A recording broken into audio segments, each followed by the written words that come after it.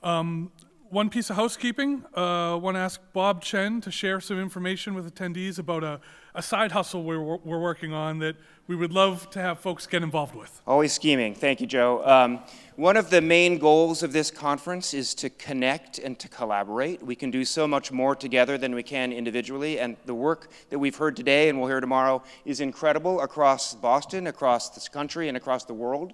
So we're trying to collect that, all of your experiences, as also the reach of the work, of the impact of nature-based solutions on coastal resilience. So you'll see these QR codes on the back wall there, and here.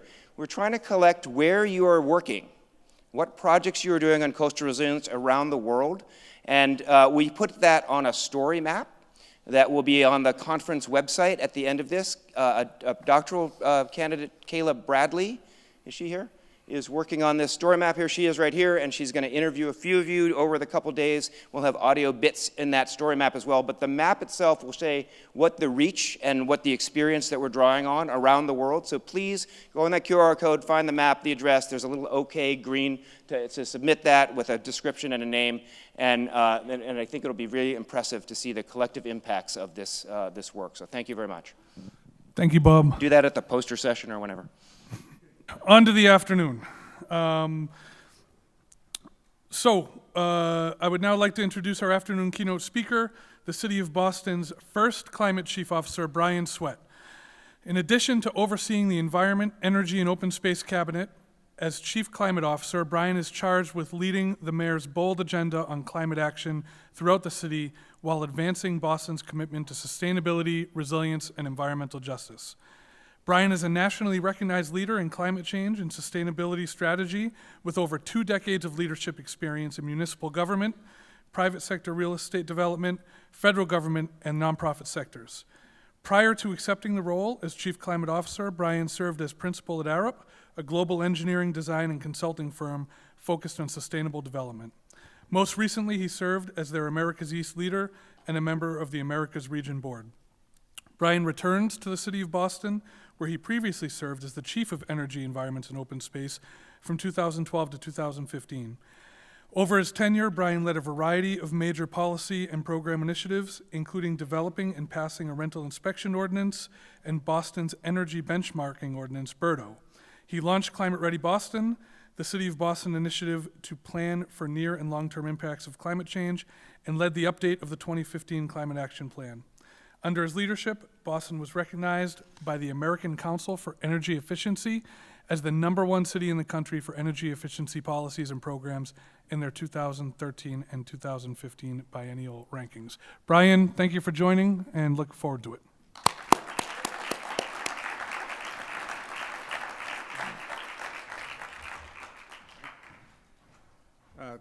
Thank you, Joe, and thank you, Bob, for hosting. It's great to be here.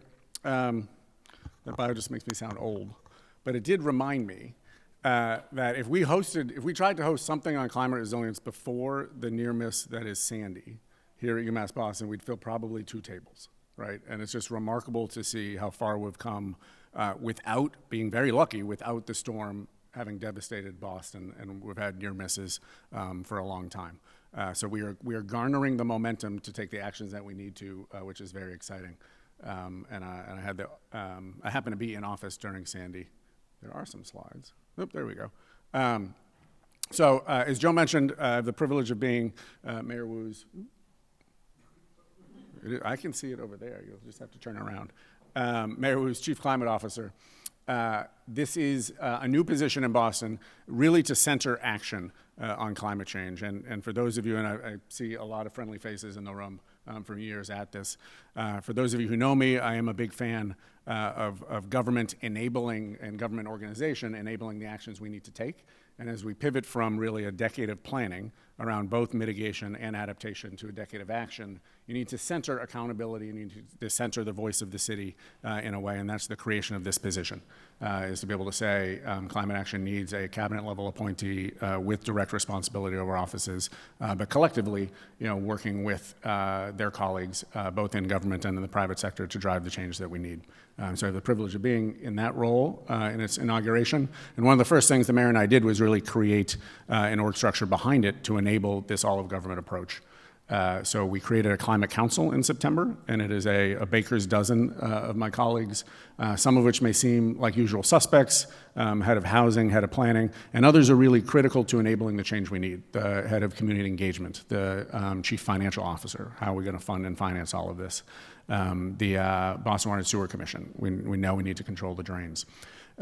So this group meets monthly, and attendance has been really good so far, and we're updating our climate action plan for the city, but want to take a different approach in the sense that this isn't City Hall's approach to climate anymore. This is the City of Boston's approach, and making sure we've enabled all of the implementers to own delivery of this plan. And this isn't something that then we go back, but it's something that we deliver together.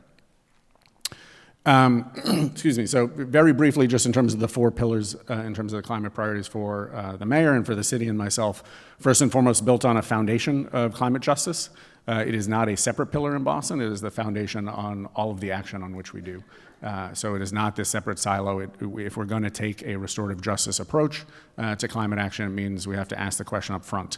It does 2 things. One, it certainly sets the table in the sense of making sure that all of the diverse voices of Boston and stakeholders, including those from marginalized communities, are at the table, but it also has to come with a sense of urgency, that if we're trying to rectify decades of injustice, decades of environmental pollution, and underinvestment in neighborhoods, restorative justice means that we have to disproportionately invest in those neighborhoods. And so that is the foundation on which we're building our 3 climate themes, 2 of which have been around for a while. Obviously, decarbonization, which is largely buildings. I won't spend a lot of time, given this audience and the theme, on decarbonization, but a lot of progress over the last decade in that space. Energy transition.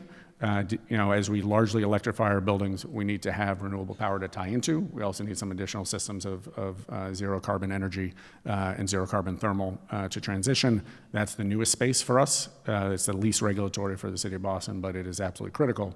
And then the one that we'll spend some time talking about today around resilience. So along that theme of sort of enabling government and making sure we're fit for purpose going forward, we also created the Office of Climate Resilience earlier this year, or end of last year. And again, critically, to bring together a focal point, still in a hub and spoke model of delivery, but a focal point for what does success look like around climate resilience. We know we're going to have to take near-term actions today and come the 2030s and by mid-century, a sequence of projects and programs that in the old model, no single government entity owned delivery of. And that's a very challenging place to say, oh, we have this plan, but everybody owns a tiny part, but nobody owns the whole thing. Now, Chris owns the whole thing. So we found a phenomenal first leader in Chris Osgood, who's had every job but this one. We had to create a new office for him to have a different job, but he's bringing, I tease him that that's all been training for this job, which is really about the legacy and sustainability of the city of Boston for the next 100 years as we approach our 400th. So you will see both of us doing lots of road shows for the next several years, hopefully. In terms of the themes that we focus on, and appreciating I'll spend more time on coastal, but the 3 priorities for Boston in terms of climate risks are coastal resilience, extreme heat, and precipitation. In coastal resilience, again, Sandy was that near miss. Before Sandy, we were still looking at FEMA flood maps that looked to 1978 for our future planning.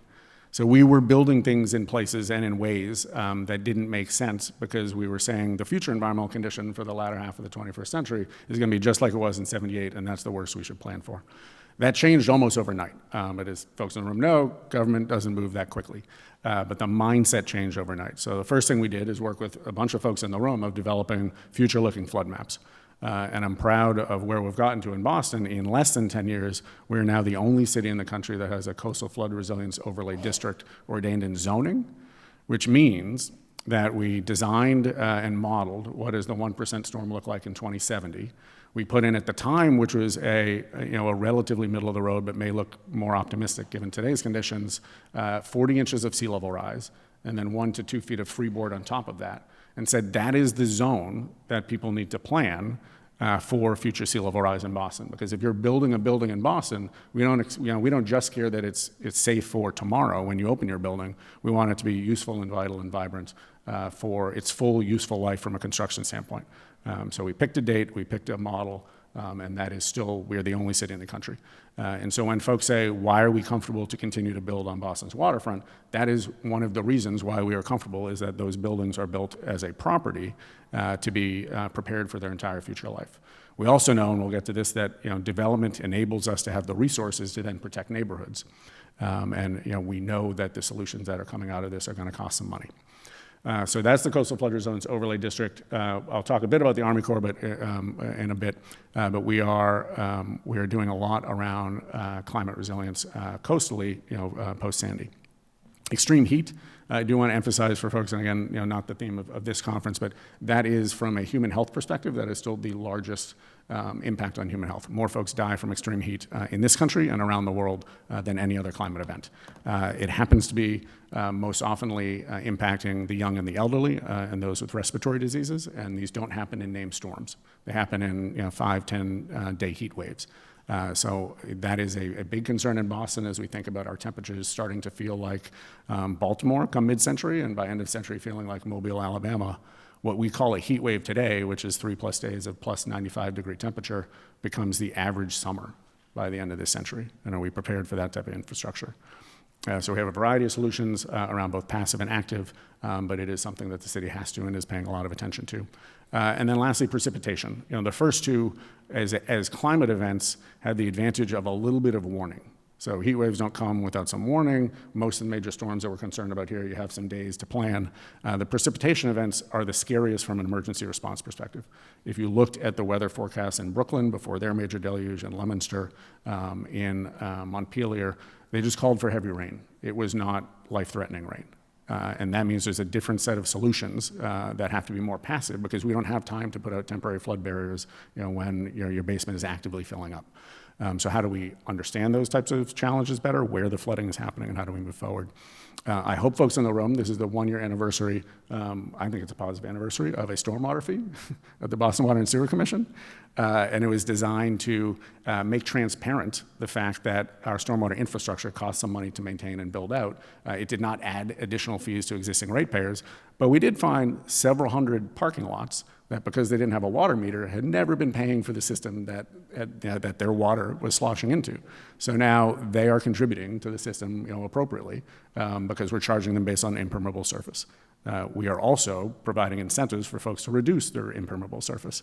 So if you want to do that, you can apply for variance and reduce that cost. And now we're aligning costs with the behavior change that we want people to take. So I'll focus most of the rest on coastal resilience. All of these plans are up on the City of Boston website. Again, we have had a decade of planning. We've been doing a lot of great work. We're the only city in the country that I'm aware of that, but for a storm, has mapped out 100% of our shoreline. We have 47 miles of shore. We understand what the risks are across that shoreline, and we have design alternatives for every neighborhood in Boston. One of the challenges around coastal flooding, obviously in Boston, is that 1/6 of our landmass is filled tidelands. So for Boston, coastal resilience isn't about the coast, it's about our inland neighborhoods. And we, fortunately, so that folks know where they are, we had a habit of naming neighborhoods after bodies of water if they used to be marshes. So Back Bay, South Bay, Bay Village, the Fens, obviously the Seaport, major swaths of Boston, and it was the Shawmut Peninsula because all of Boston was connected to the mainland just by Washington Street.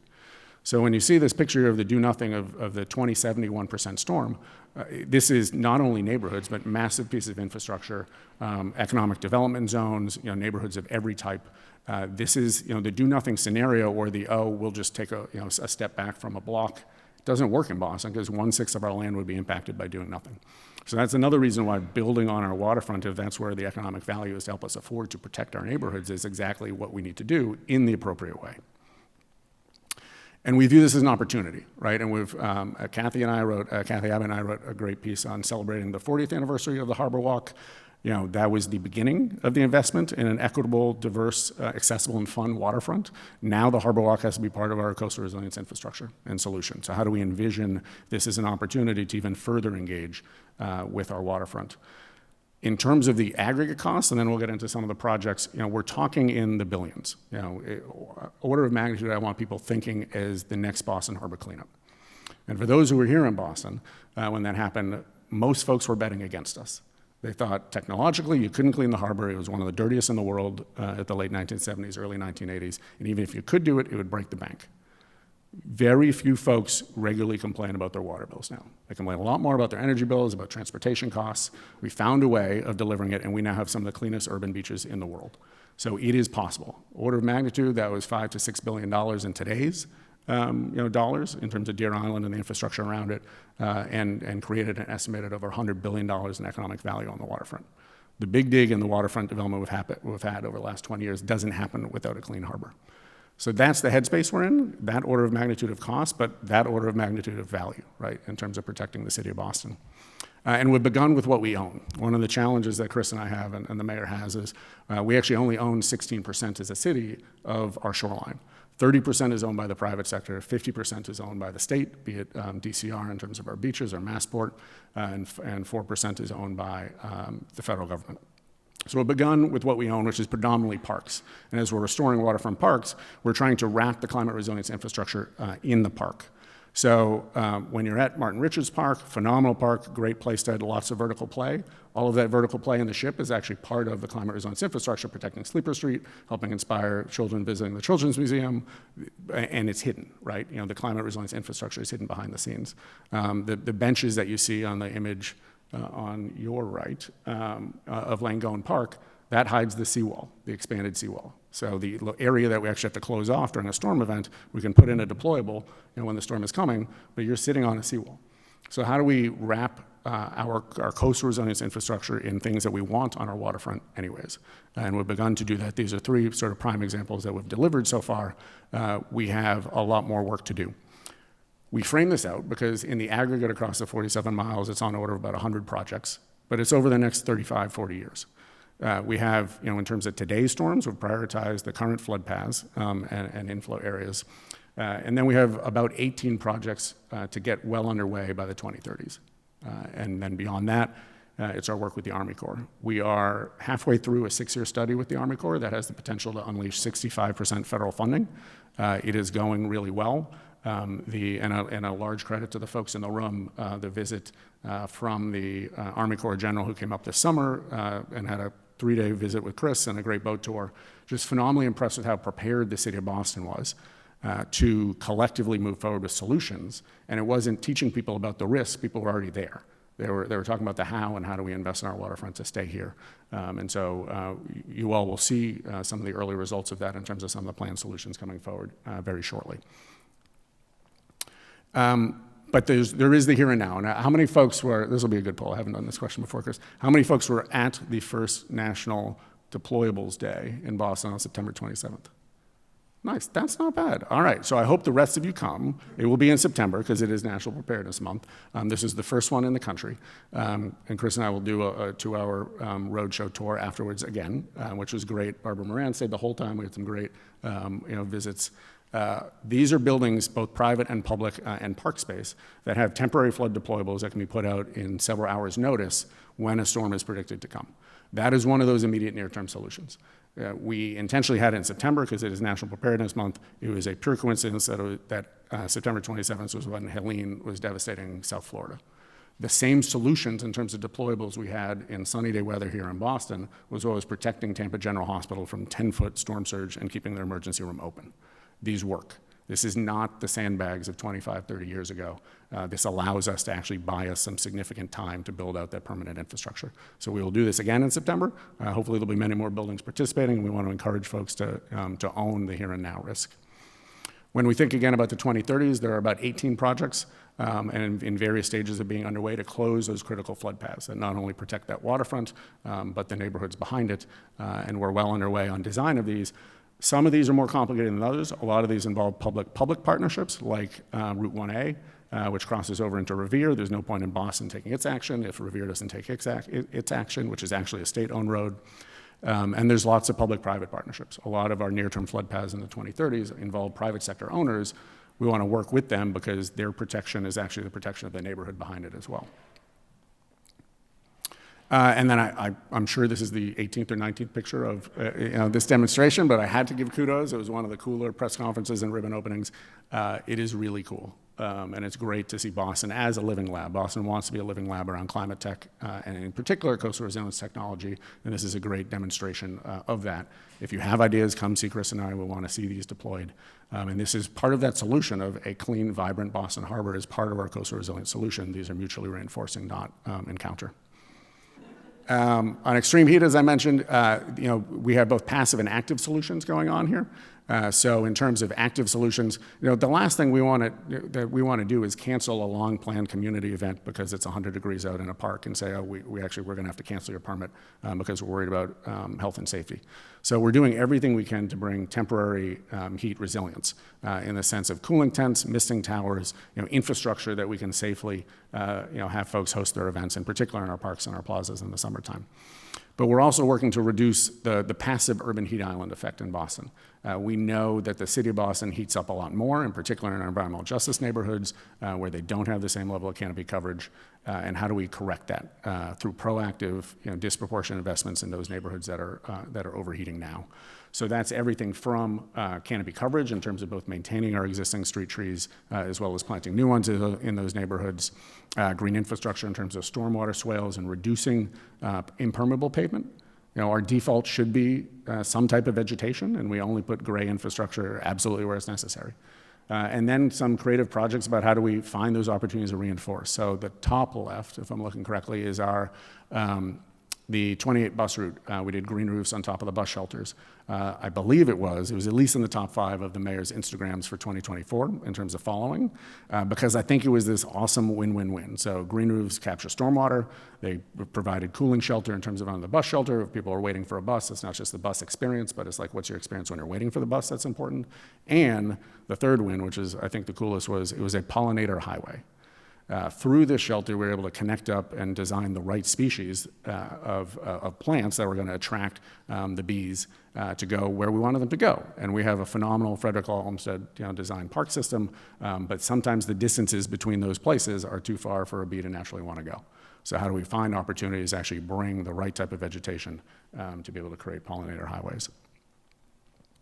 And then lastly, as I mentioned, increased stormwater, Boston Water and Sewer Commission fee, and just making sure that we're putting green infrastructure, absolutely where we can and everywhere possible, and that becomes the default. I would love us to get to the point in the near future to say permeable pavement is the default and impermeable is the exception. Right, and how do we change our design ethos and our engineering ethos? We are also intentionally looking at our parks, which I have the privilege of overseeing, as places for stormwater refuge. Because if it's pouring out, you're not going to be playing soccer or basketball in that area, and I prefer that a park flood than a neighborhood's basement.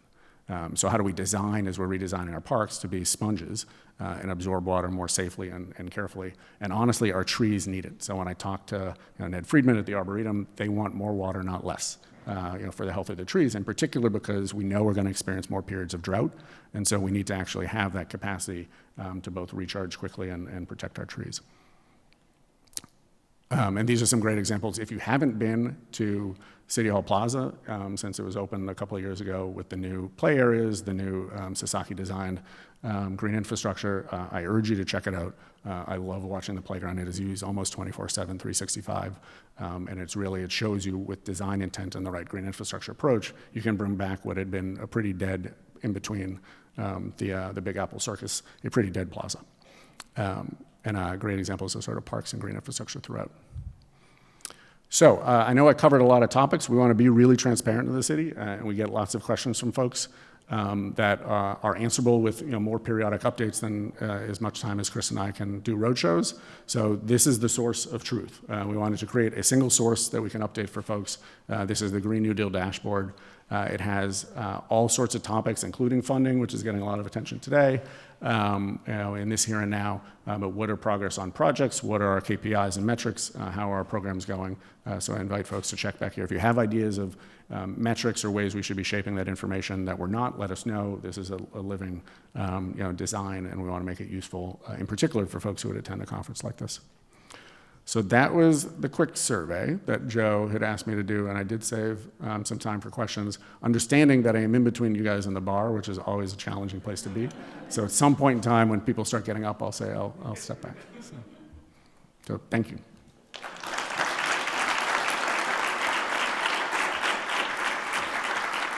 Hi. Oh, little hat. Hi. Thank you so much. This is such a cool overview of all the amazing things that the city is doing. I'm just really grateful to get that synopsis from you.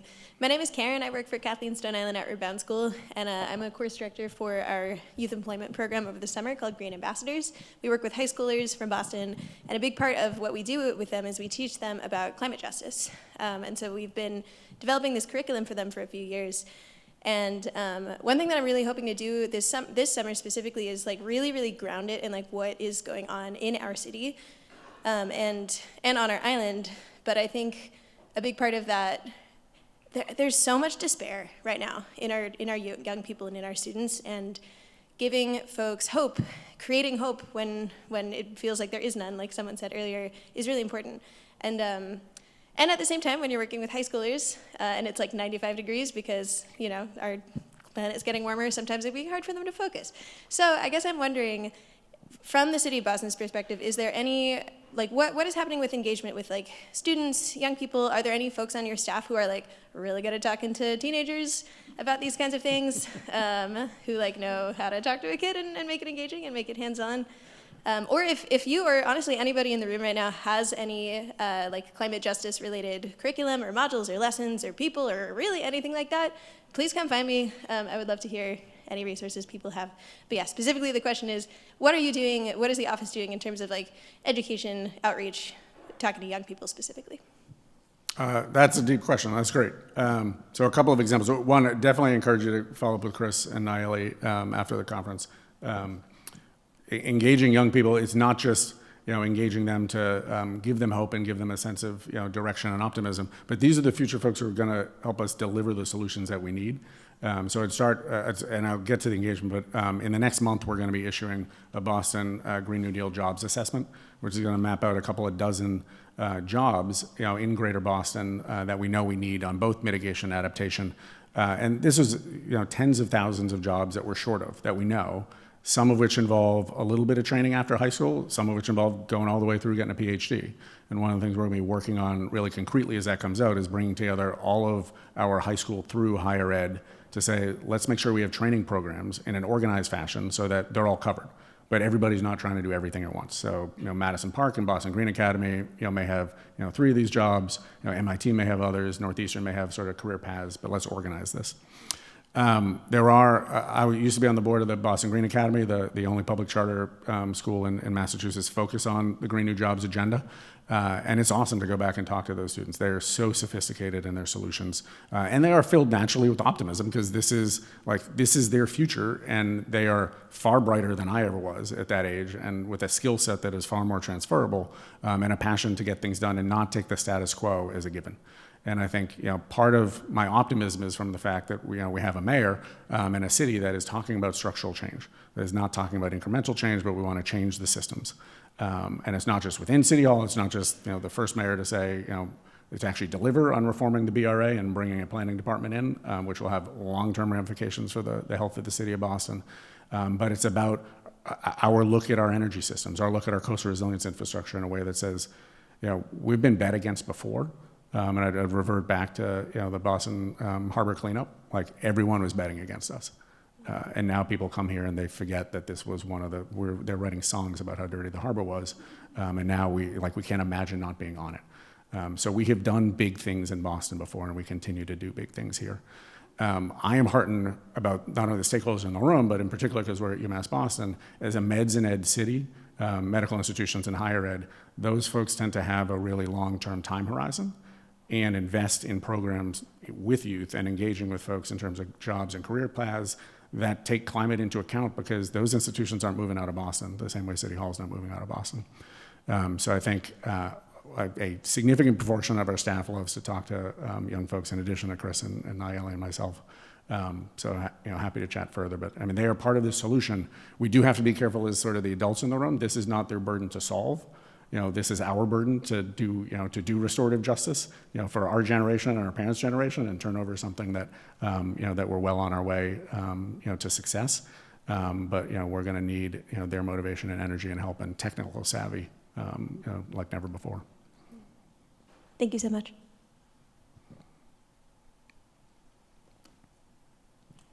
People really want the bar to open.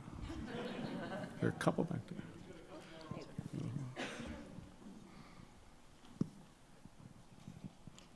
Over here. Sorry.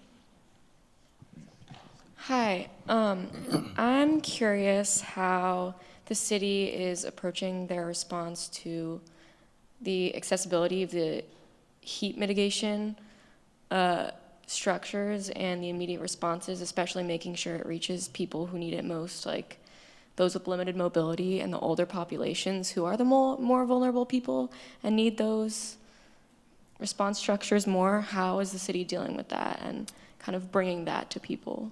In terms of deployables or in terms of Yeah, in where terms people of are at? the deployable, like immediate summer heat resilience strategies. Yeah, I mean, for deployable, certainly for events, we're very conscious of where we're putting temporary infrastructure to make sure that it's comfortable for all of the people who are at the event. And so, obviously, having areas of seating that are covered by shading, but we also have a program around cooling centers, right? So when we declare a heat wave, we have an emergency response protocol that a lot of our BCYF and city facilities are open for cooling. So if senior citizens and those that are less mobile need to go somewhere that's cooling, and they don't have access to air conditioning, we can get them there, and we have facilities that are open. So that's both through Age Strong and through our ability cabinet. But yeah, those programs are sort of intertwined, and we're always, I mean, the headspace that you're in when you're in either a heat emergency or any of these climate emergencies is who is most impacted, who are the most vulnerable that we need to take care of. Are we addressing those folks first? Because those folks oftentimes take the most amount of time to get into a safe situation, and then making sure that everybody else who can control more of their own destiny is being warned, about what to do.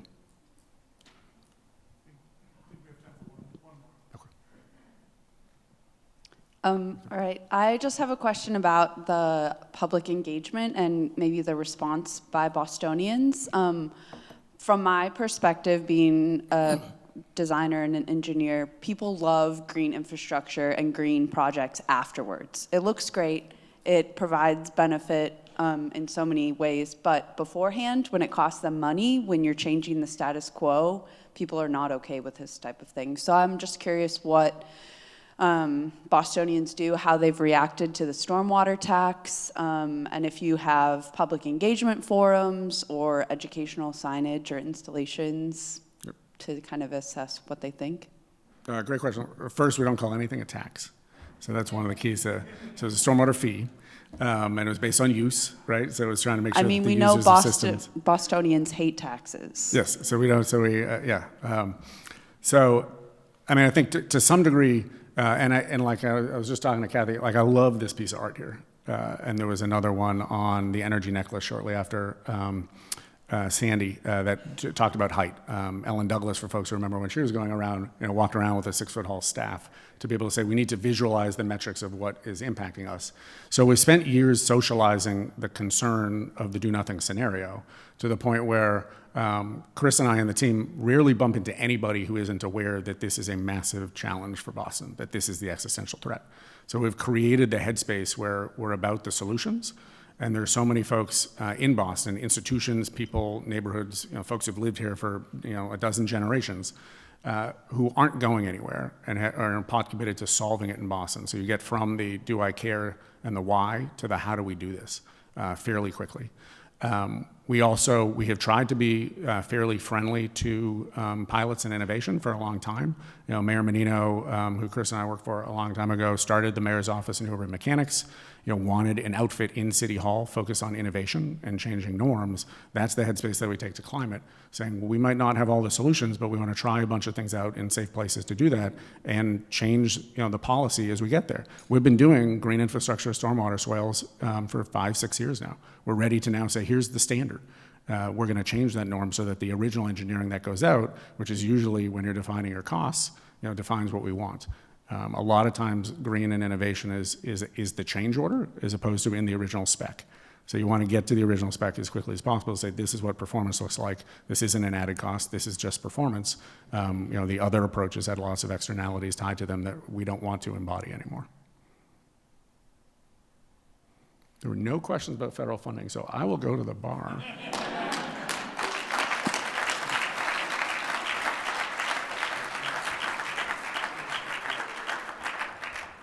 All right, as Brian alluded to, the bar is about a minute and a half from being officially open. I just wanted to thank Brian again so much. Really appreciate it. That was incredible.